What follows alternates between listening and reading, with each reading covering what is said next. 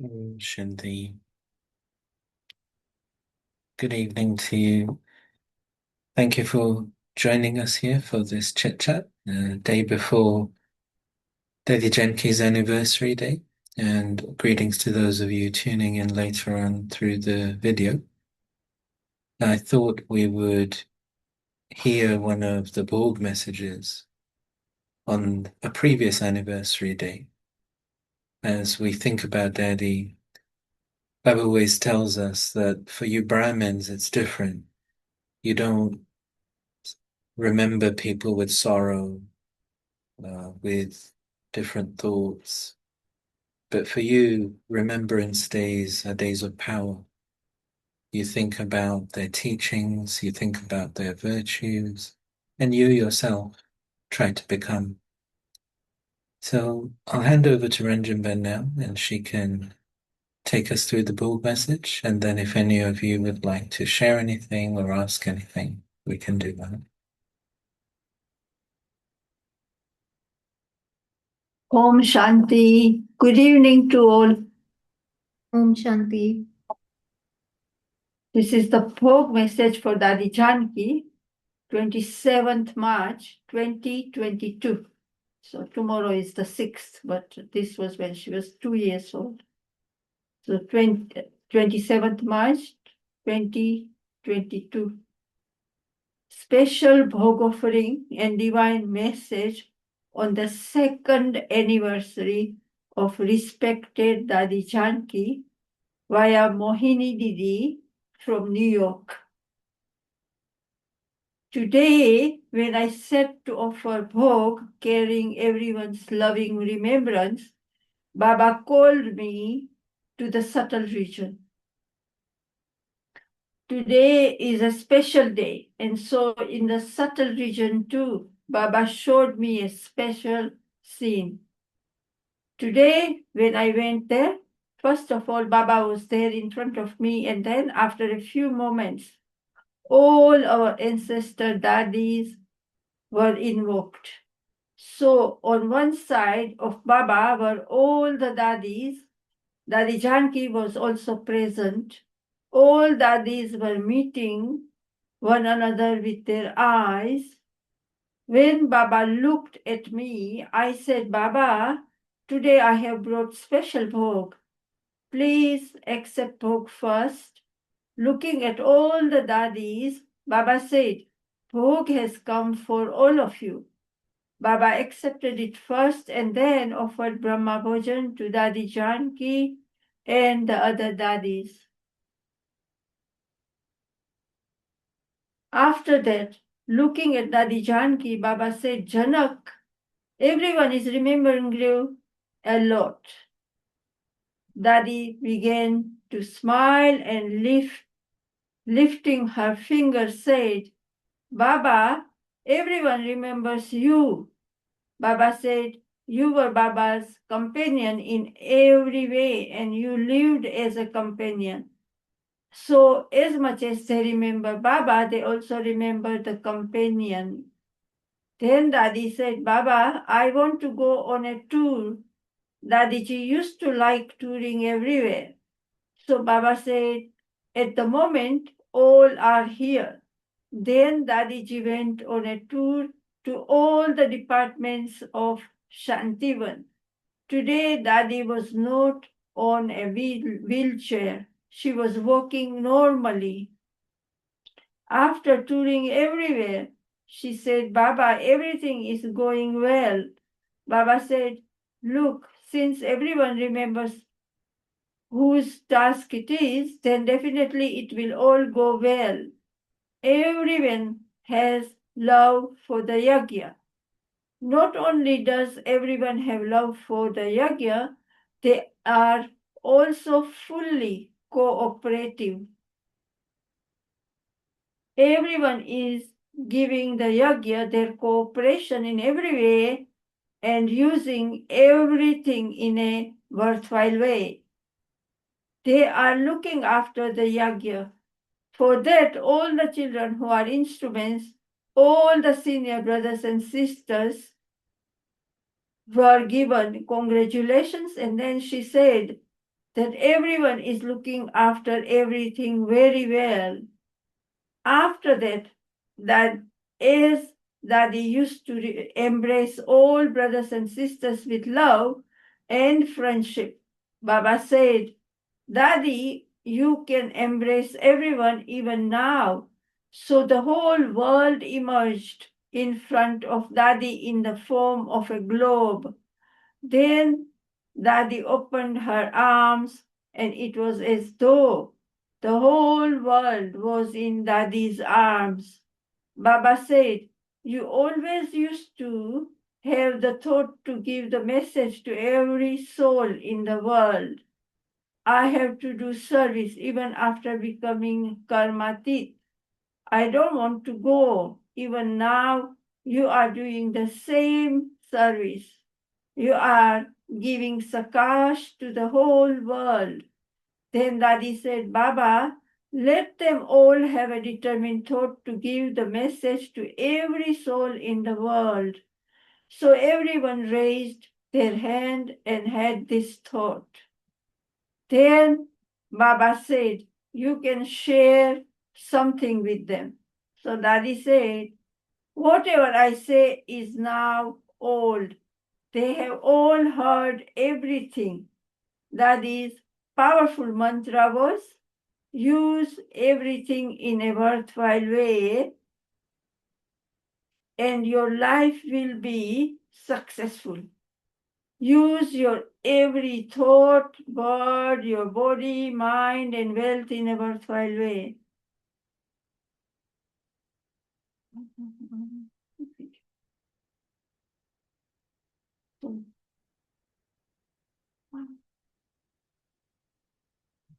Rest at the side.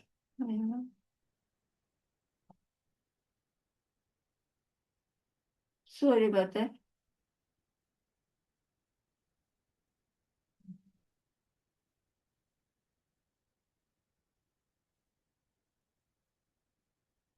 So Daddy was talking about using everything in a worthwhile way. And use your every thought, word, your body, mind, and wealth in a worthwhile way. Nothing should go to waste. Those who use everything in a worthwhile way will receive success. Then she said, though all the children are surrendered, and perhaps only the instrument teachers are surrendered, but every child has in their mind that they are Baba's child. So, being surrendered, it is essential to live as a trustee. Those who are trustees will not waste any thoughts. Even though they may be living at home with their family,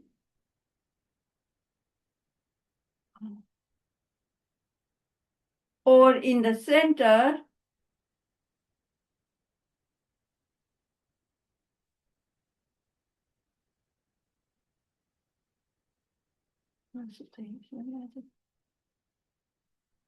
sorry,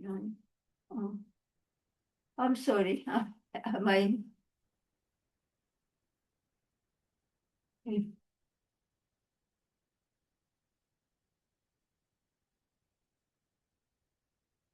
even though they may be living at home with the family or in the center, they would be living as trustees.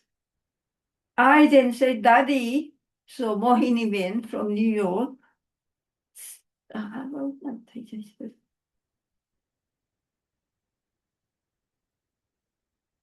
Dadi, everyone has told me to ask Dadi what she is doing nowadays. So Dadi said, I am doing what I used to do. I asked, then Mohini Ben asked again, in what form are you doing everything? She replied, only Baba can tell you that. But even now, I have that same intention to serve, that everyone's intellect yoga is connected with Baba. This is my only thought. But in what form am I today, or where have I taken birth? Even Baba has not given a reply to that. Baba has just said that whenever you have a pure thought, whatever pure intention you have, the power of that thought is doing service even now.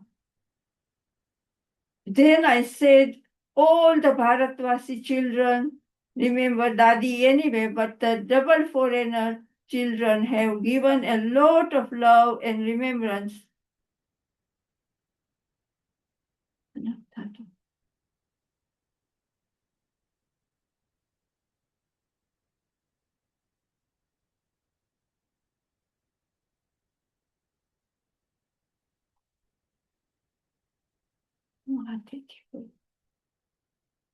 Because what's the bottom?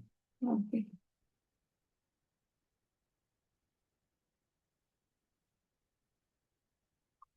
Then Mohini Ben said, all the Bharatvasi children remember Dadi anyway, but the double foreign children have given a lot of love and remembrance.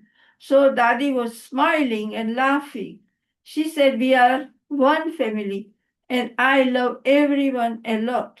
Now let everyone have the aim to become complete and perfect, and in a short time, the world will be transformed. Everyone knows the condition of the world. Baba said, we will all meet again and we will meet soon. Baba said, Baba is congratulating every child for giving their cooperation and for moving along with honesty. Having an unlimited vision, you are engaged in service and have to be engaged in the future too. Saying this, Baba gave every child lots and lots of love and remembrance. Then Baba gave Mohini Ben very long loving dristi, and then she came back down here. Om Shanti. Would you like to share something? Yeah. Would anyone here like to share anything? Who's there with us? We heard from Dadi one of her main slogans about using everything in a worthwhile way and gaining success. Safal karo and safalta pao. So I think that really sums up Dadi. That was her core, just to make sure nothing is wasted, not even a thought. But she was very simple. One of her slogans was simple living, high thinking. Simple living, high thinking. And everyone knows her three Om Shantis. Who am I? Who do I belong to? And what do I have to do?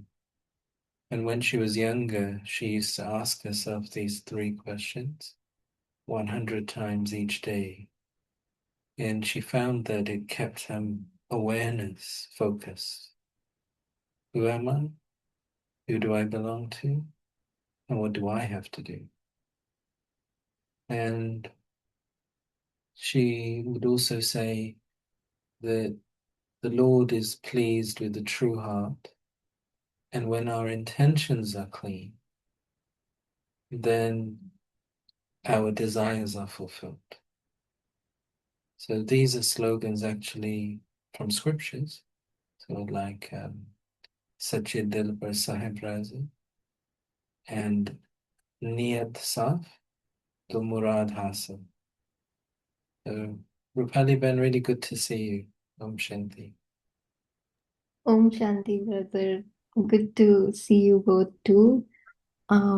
Yeah, thank you. Thank you. Would you like to share anything or ask anything? So I just, since twice I'm trying to connect to you, and there's some time confusion, and I forget, or while I'm working, I'm on a break time right now, so it's the best time to connect. But twice I forgot, even though I wanted to, and even though I had set a reminder. But today, the notification when it came, I was like, no, I have to be alert about this today. So thank you for that. But about Dadi Janki, I only know that the clean heart and honest heart. Um, that is really what uh, I love about her. As far as honesty is concerned, I would love to hear more from you and your experience about what her take on honesty was. Um, and maybe I can share then if something just strikes. Thank you. Yeah, I mean, just taking Drishti from Daddy before we started as well, I really felt it was very powerful for me. Of course, tomorrow is the day, and everyone is preparing in Madhuban as well. Brahmins are preparing everywhere, so it creates this wave. And we just heard that on that day in 2022, she went on a tour everywhere. So I do think she's probably visiting all the Brahmins at the moment. Like Moni Didi was saying that Daddy used to like to visit everywhere in the corporeal form. So she probably is doing that in the subtle form. And it just is reminding me with her and also the other deities that how intense they were in all these values. So we might like think about honesty, we might think about study, we might think about yoga. We think of it that way. But when I think about Dadi Janki, I do think about the intensity of it. So for her, that honesty is really this total transparency, firstly with Baba, and making sure that there was nothing that Baba didn't know, nothing she wasn't reporting to Baba. And so, how central Baba was to her life and her day. We might see her as Daddy in that role. So, we're thinking of the Yagya, we're thinking of the role, we're thinking of Brahmins. But I think a big part of her honesty was her internal constant connection. That it was very intensive yoga. And if we think that when she left, she didn't remember anyone else. And then even on these anniversary days, they kept asking the will Baba send her. With some daddies, Baba did send. I can remember with Daddy Prakashmani, Baba sent her back. And through Daddy Gulzar's body, everyone was able to meet her. But if you think how much love everyone had for Daddy Janki, and she was also so involved with so many things and so many people. But when she went, she just went. Like, it's not like she was thinking actually about anything, because the intensity was Baba. And so we heard that just now as well, that Baba saying to her that everyone's remembering you. And she's saying, well, actually, Baba, everyone is remembering you. And so for her, it was this total focus. Sister Janti used to say that everyone should do an exercise.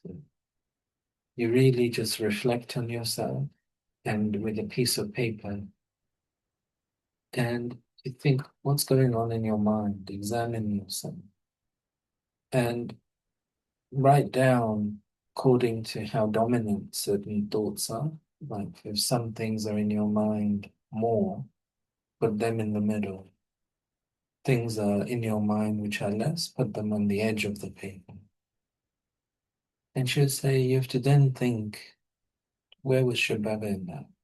That once you've really put it down and analyzed.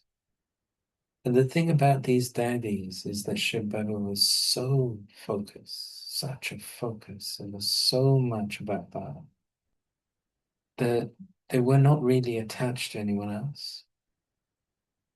They weren't attached to anything else either. So they were so loving, so caring, and people like Dadi Janki, they really like people. But yet totally detached. And it's quite a difficult thing to achieve because we would usually get carried away with people. But just this total internal devotion and connection to Shiv Baba. So I think the honesty really begins there. And it's this that core of being so connected. And the story that Sister Hansa and Sister Janki would share is that they would hear in the last few years, particularly, they would hear Daddy talking during the night when she was asleep sometimes.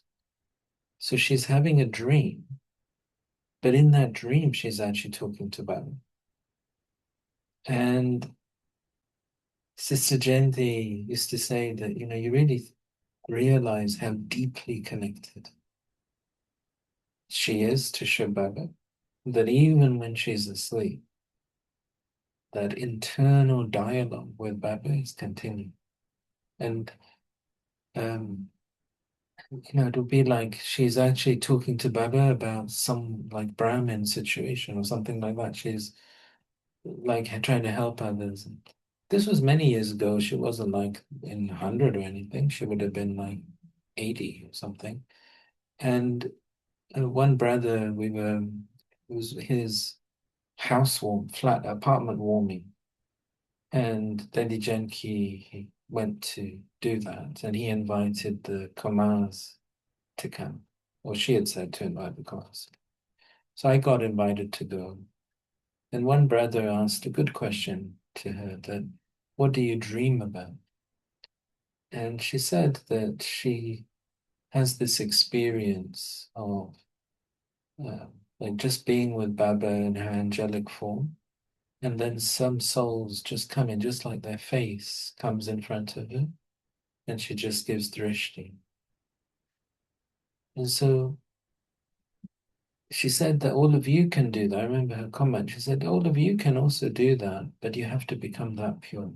And this is the key, that these souls, when they're talking about this honesty, like we might think about honesty on one level, but this intensity of honesty that they have to their subconsciousness, that purity. So when they're talking honest, they're saying you shouldn't have anything inside at all, apart from Shabbat. And so that's really what reminds me of these daddies. And I think the second point of the honesty would be egolessness.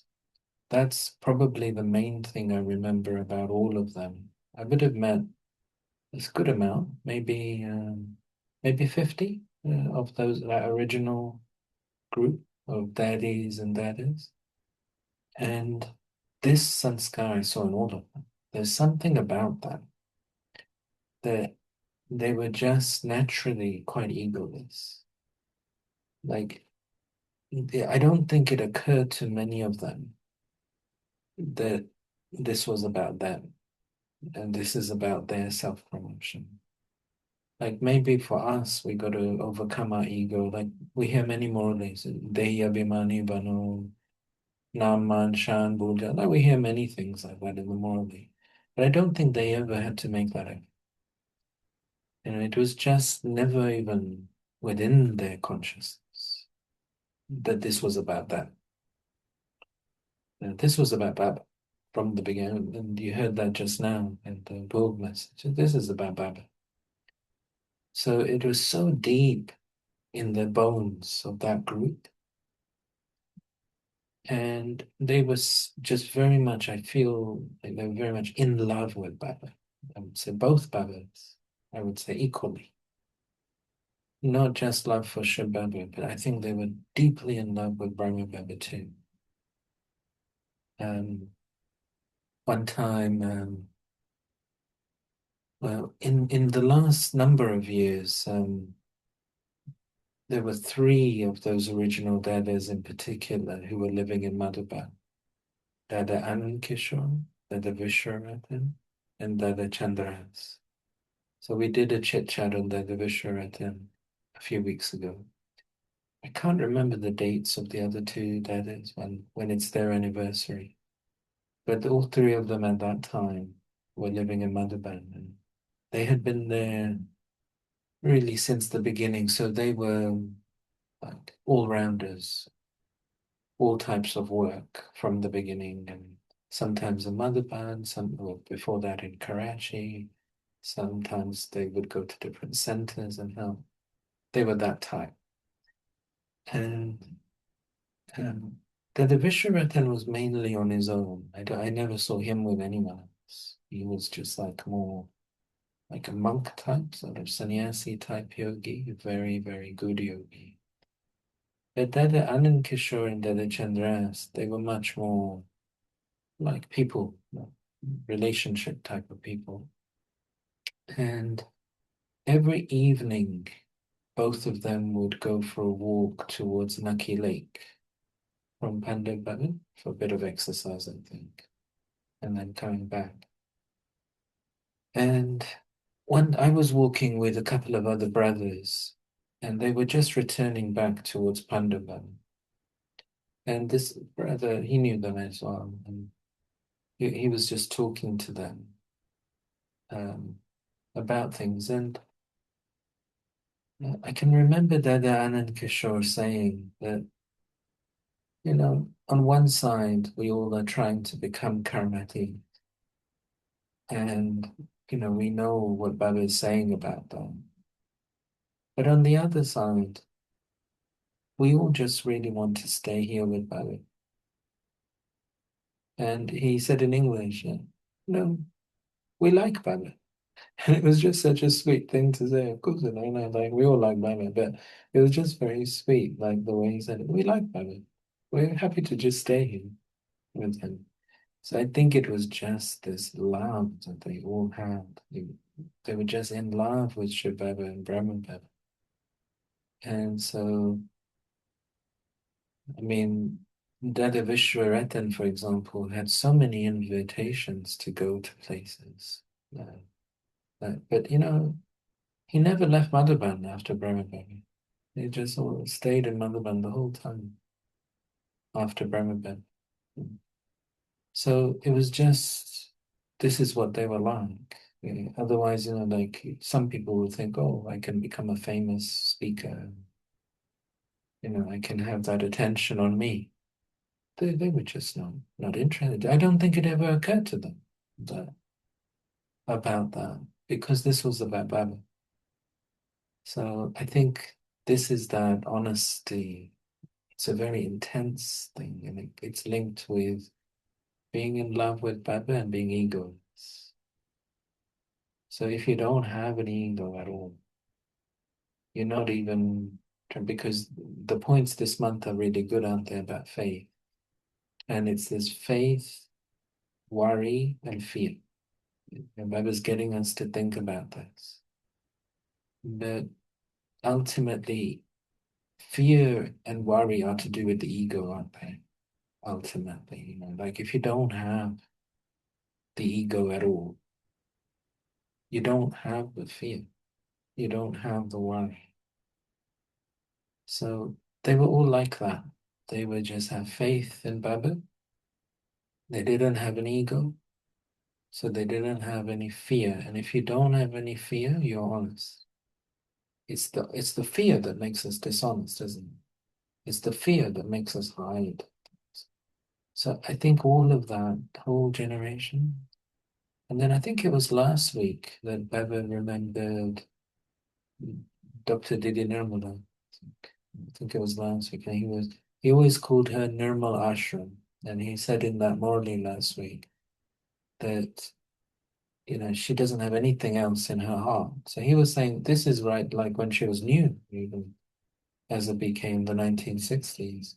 So he saw that even then. So I think some of these souls, they just have never, and I can remember I only heard it from Didi Nirmala and Dadi Prakashvani. Both of them I heard like separately. They said they in their life since their childhood, they never experienced fear. It's quite remarkable. I haven't heard from anyone else, but from those two I had heard. And Dadi Prakashvani used to always say that she's never told a lie in her life. Like it never occurred to her. So she sometimes used to say, because the Didis used to tell her things, or the brothers would tell her things. And then next day in class, she might just tell everyone. And then they will complain, Daddy, I told you privately you were not meant to. But she said, I never. And Brahma Baba was like this as well. So the daddies used to say that if they wanted to tell something privately, they went to Mama. Because you tell Mama something, she just merges it into herself. No one will know. But you go and tell Brahma Baba, next day in the morning, you tell everyone. It's actually edited in our transcripts, so we don't hear. But actually, when Baba was speaking in the morning, he will be mentioning people by name. So some of the lines that we are hearing, they don't have the name in it. But actually, Baba is saying, like even like he might say, "बच्ची तुम्हारे में बहुत देवनान." He's actually talking to someone. You've got so much. कल बच्ची ने ये कहा. And he would actually, he's telling everyone, because his attitude was, you shouldn't have, only if you have ego, you are worried. So I think it's this deep intensity that they all had, that generation, that we are describing honesty, but they are describing honesty. It's a different thing. Yeah. So you want to come back on that? Well, I would just want to go deeper into understanding because a lot of things I'm also reflecting in myself as in what exactly is honest. Am I 100% honest? Not 100% honest, definitely. Many, many things, little things like putting a camera off and, like questioning myself deeply down inside. Small things like this. So, yeah, I'm checking myself, what's going on even after having done some activities. Is there, what kind of thought, what is thought that is going on? So, yeah, mainly and also Mama's Murli point from yesterday. Yeah, whenever we get time, we can discuss that, but let everybody else also share if they want to. No, it's okay. You can mention it. But Okay, so Mama said that I had it open for to read in the first two lines. Mama says that by knowing about the highest purpose from me, which is Baba, you will attain the highest status. That is, by knowing about being benevolent to others, everything of yours becomes successful. And in Hindi, it's really well translated. So I would like to hear more on that. Yeah. yeah, can you just read it in Hindi? Do you have that? Yeah. Yes, I can put the Hindi one. Go ahead. So in Hindi, भगवान watch है कि तुम मेरे द्वारा परम अर्थ को जानने से मेरे परम पद को प्राप्त करेंगे अर्थात परमार्थ को जानने से व्यवहार सिद्ध हो जाता है Yeah. It makes much more sense in Hindi because just this way of speaking, where it's Bhagwan or Vacha, it's always referring to the Gita. And you see, they will take up these different things that people have heard, whether it's from the Gita. They also knew a lot of Sikh scriptures as well. So you see this blended into Mama's classes according because she actually spent quite a lot of time in Punjab. The centers were being established at that time. So that audience would have a lot of knowledge of these Sikh lines. This one, it comes from the Bhagavad Gita, and you have this sort of scene where Krishna is saying to Arjun that you have to know your aim through me. So Arjun is sort of saying, well, what should I do? How do I know what to do? So the dialogue is in this context. And then Krishna is saying, but I am the one, because the scene is of the chariot and the charioteer. So in Hindi, Arjun is known as Rathi and Krishna is known as Sarathi. So it's the charioteer and the co-charioteer, the additional charioteer. So Krishna is saying, well, I am the one actually guiding your chariot. So you should be here listening to me. I am the one who will show you. And if you follow the aim that I give you, you will then claim a high status. Now, then the Gita goes into what is quite a political dialogue about justifying war. I mean, that's the narrative. We take it in a subtle level because Baba says it's the memorial of the Morley. And it's not a physical war, you're battling with Maya, right? So it is a different thing. So she's very much focusing us now. If you think how different the aim that Shambhava gives us compared to what even we were doing in Bhakti. So in that context, it's read quite a lot to soldiers because it's actually the Gita is used to convince people not to be nonviolent. Yeah, so it's the contradictory that if you fight in the battlefield, you will attain moksha. Like this is the narrative. But here, what we are being told is firstly, there's no moksha.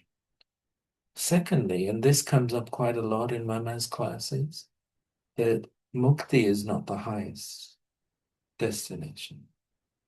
And so she talks quite a lot about Jivan Bhakti and that how what she makes the argument for, that if mukti was higher than Jivan Mukti, then the morally would be all about mukti. But most of the morally is about Jivan Mukti.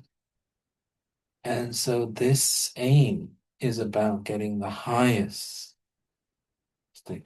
So, for example, most souls will not study the morally, but they will still get mukti.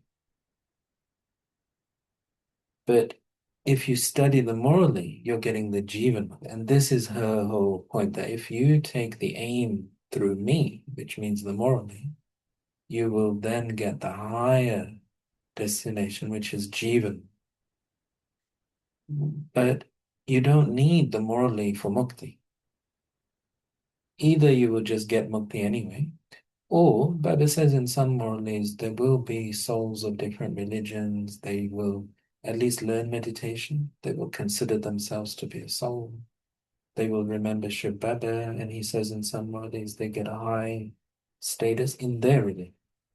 So they will destroy some sinful actions and do it that way. So you don't need the morally for that, but maybe they will take the method of yoga.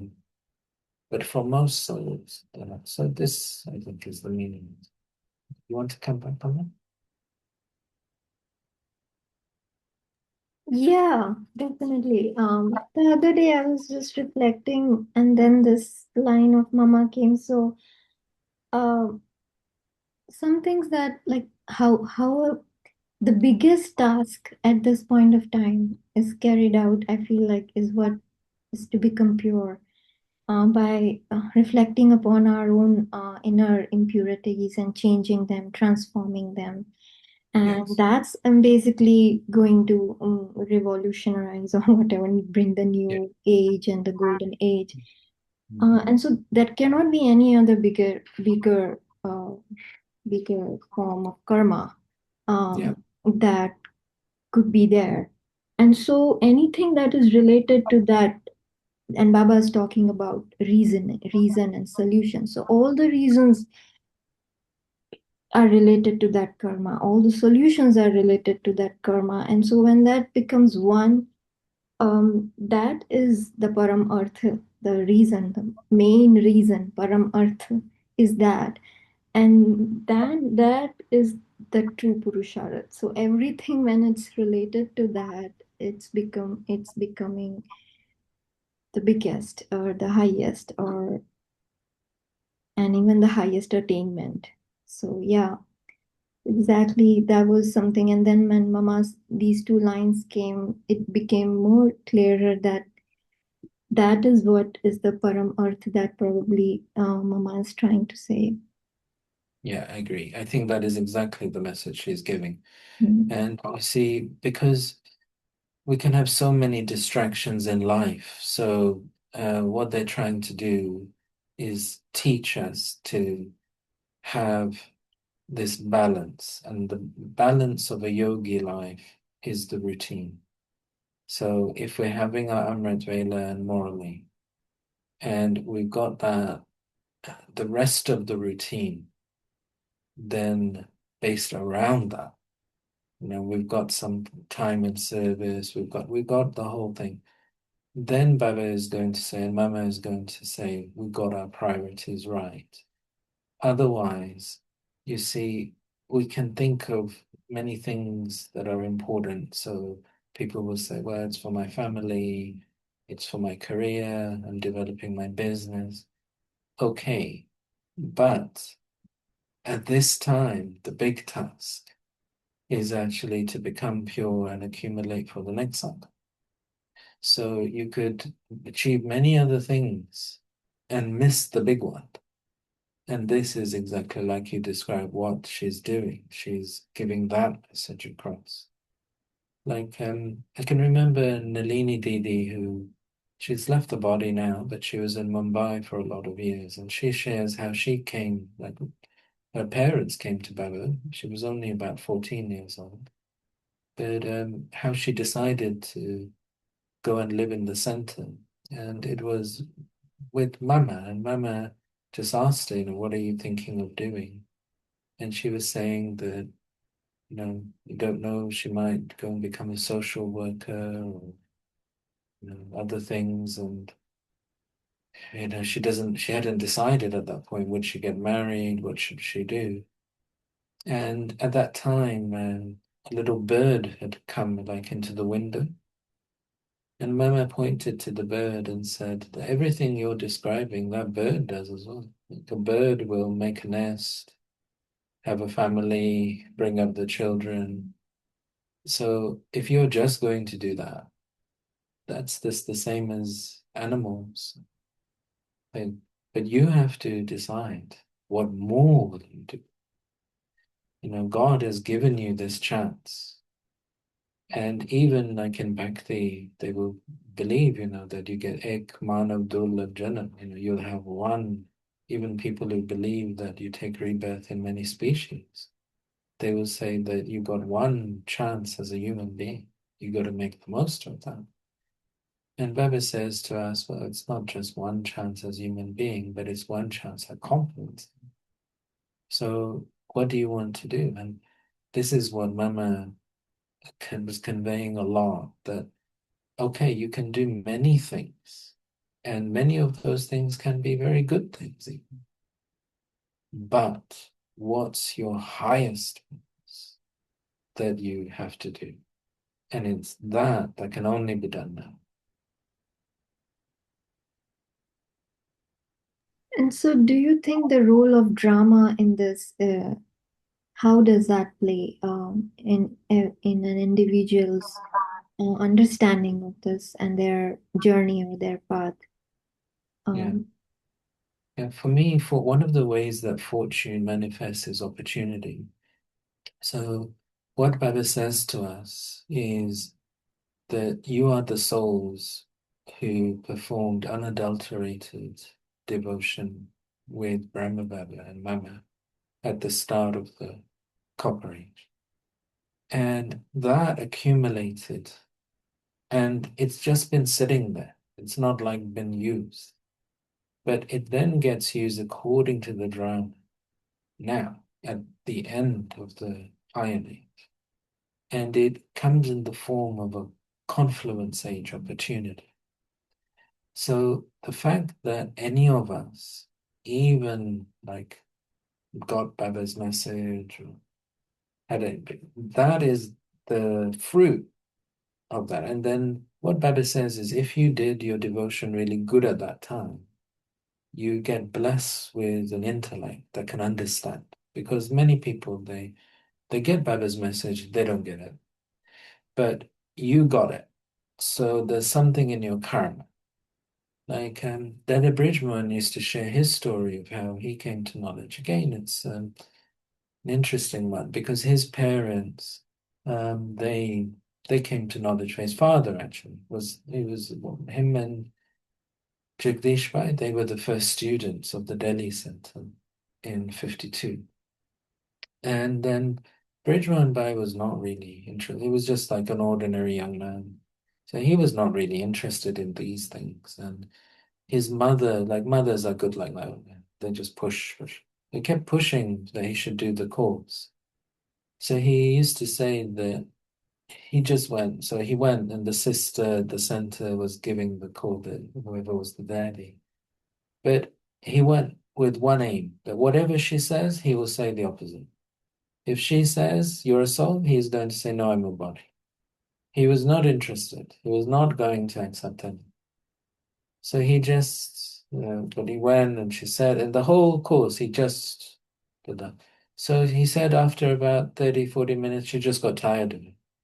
So she just sat him and said, okay, I'm just going to go and come back, but have some meditation. And in front of Shiv Baba's picture, she just sat him down. He sat in front of Shiv Baba's picture. He had vision. And from that, he then couldn't deny anything. It was just that the light came out of the picture. And that's how and he used to always say that some karma, otherwise he was not going to do, but some karma came at that point and his intellect changed. So I think this is what happens. The opportunity comes, but then you also need the karma to be able to understand it and then take the opportunity. So then we take the opportunity and then it's about maximizing the opportunity. So like we heard from Daddy, how much are you going to then use in a worthwhile way? And what I'm seeing about drama is two things in particular. Firstly, it's giving us plenty of time. There's actually no one can complain about that. Baba would always say that. Actually, if you think about it, most of us have got pretty much the same time. It's not like some came early, some came late, but actually the time is not that different. And none of us can say that we didn't get time, we didn't get opportunity, we didn't get sustenance. I mean, there's none of that can be said. So this is what Trama is providing, that Shiv Baba didn't come right at the end. Shiv Baba has come early, and we've got time because of that. Then secondly, I'm noticing that drama gives second chances.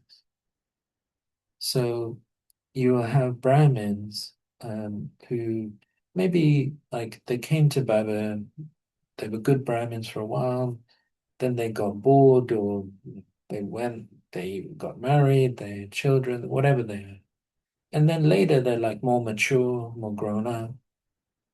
They're coming back, they're studying again. Actually, they're better students. Like that. They're better. So drama is actually giving the second chance.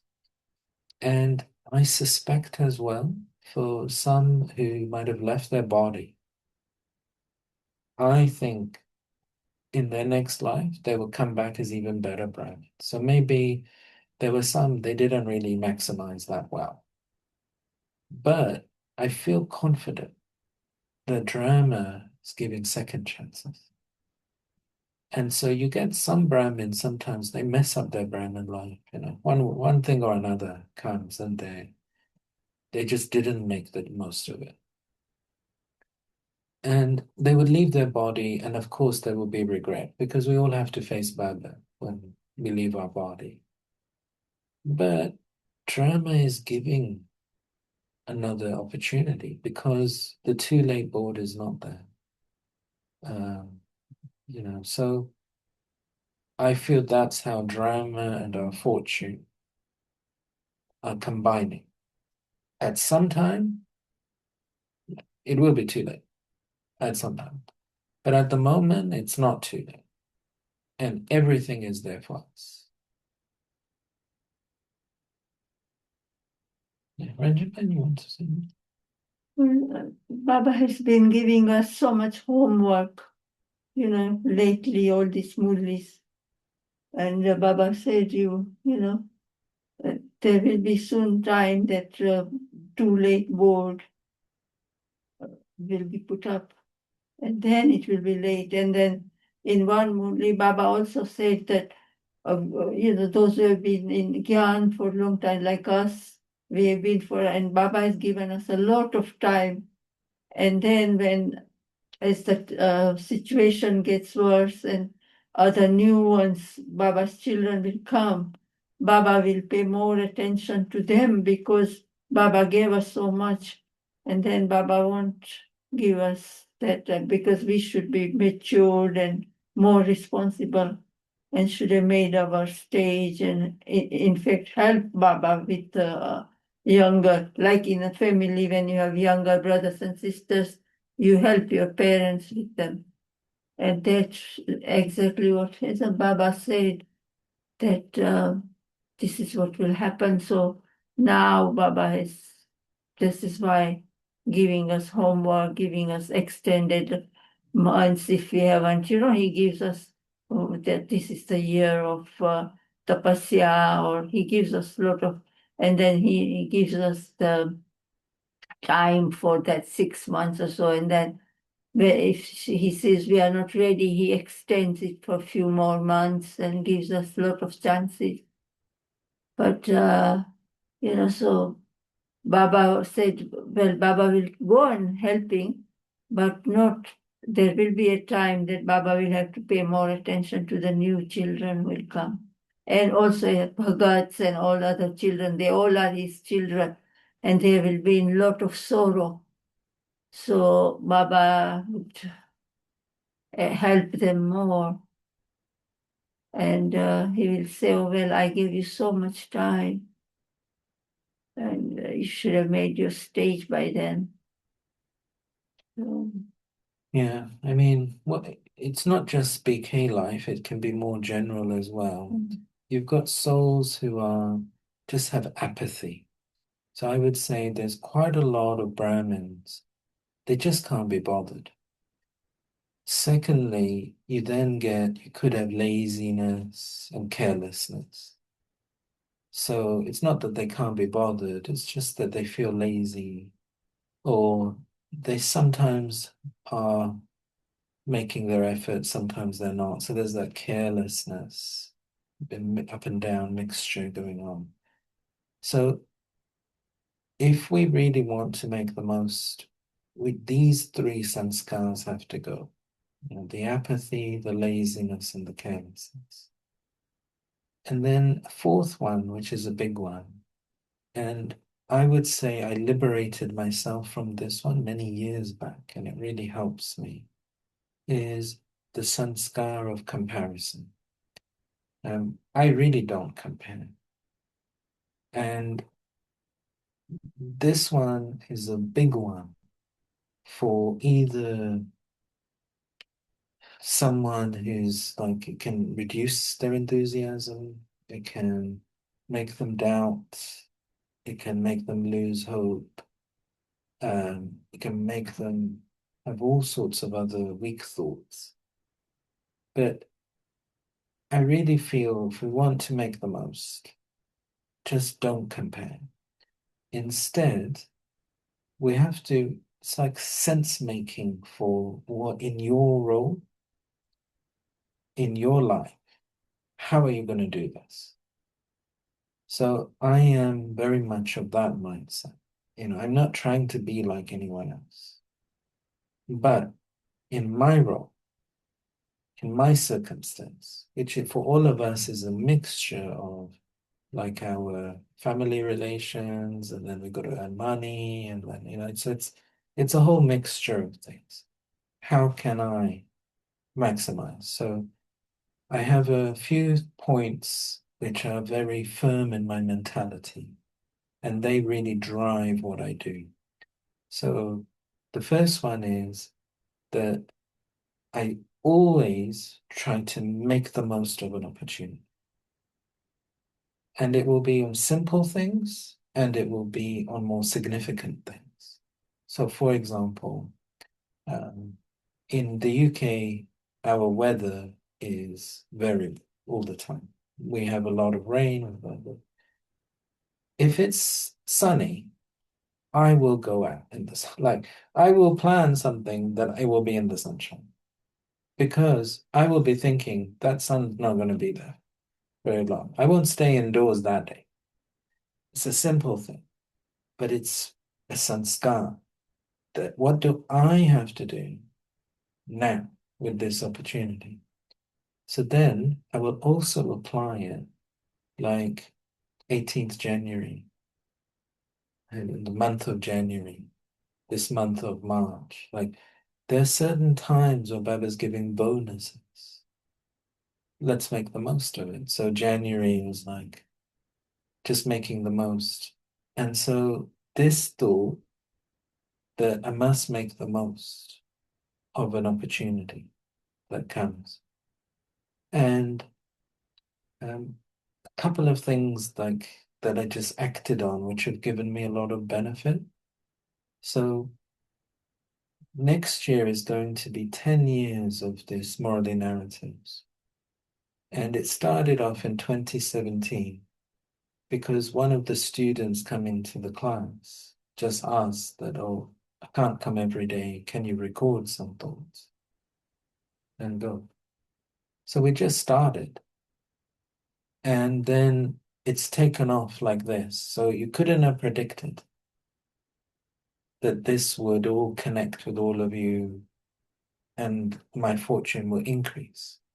So this recording was only going to two people. This is how it started. It was just for two people. So my fortune increased because I just did at that time. Then secondly, like in 15 months ago or so, I remember it vividly. I was sitting at Amrit Vela, 2nd December 2024. The thought just came in my mind, from tomorrow I have to wake up at 2 a.m. and I have to invite everyone. And it just done. And like it's just continuing now with the early Amrit Veda. So you take the opportunity, like I have a mentality. What is the thought that I have to act on now? And I just will do. And I'll make it happen. So this really helps me to maximize fortune. And then secondly, Dadi Janki used to always say that think about what you can do, which is extra special, the extra bit. So whatever is a little bit extra for Baba, we have to do whatever we can do normally, but can I do something special for Baba? Can I do something special for the world? And so this is also another thing that motivates me. And I'm always thinking, what can I do that others are not doing? What can I do to add the value? And she would say, if you think in this way, you actually become a special soul because of that.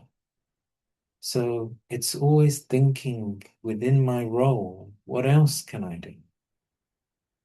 What more? Because otherwise we can sort of like just get used to doing this. And it's like our day-to-day, we get into a routine of that. But she was always motivating. Right.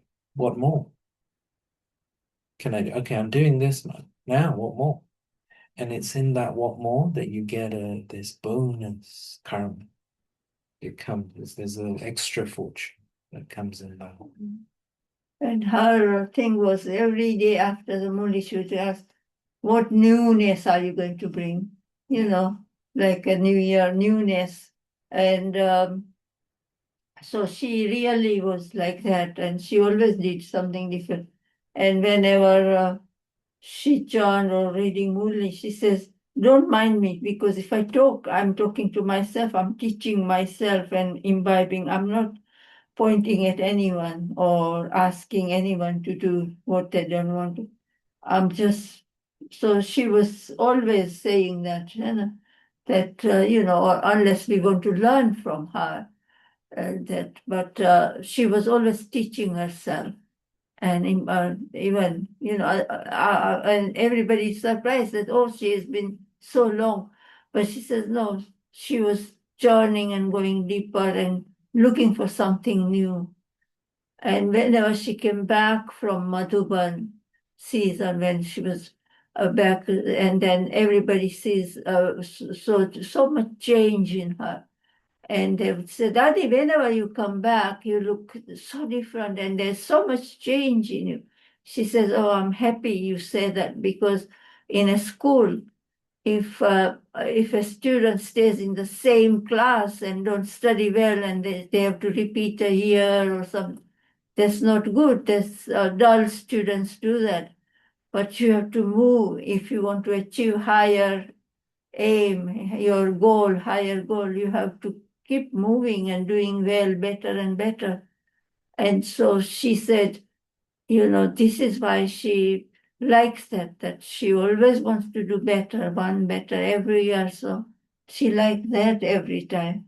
Yeah, I think so. So, like, we're not all big daddies that we can go and create some big retreat center or anything like that. Or you might not be a big business person and you can just give lots and lots of money. But whatever is your role in the drama, you should still always challenge yourself. Can I do more? Okay, you're having your Amrit Vela. Can you do more? You're remembering Baba in the day, but can you do it better? What can you do more? Okay, you're churning, but can the churning be better? Okay, you're helping at the center, but what more? Okay, this mentality, it maximizes the fortune. Otherwise, we just go back into those subtle sanskars of laziness, careless, we get into a comfort zone. But this momentum, and it's something you see like in any field, someone who's becoming the best tennis player. They're just always pushing and pushing and pushing. Someone is becoming like the best musician, pushing, best student. So you see this in every field. And this is the sanskar for expanding our fortune. Okay, thanks, Rupali Ben. Some good chit chat points there. I think this is a good juncture now that we should stop for today. And let's end today with some drishti from Dadi, and then tomorrow there's some interesting things happening.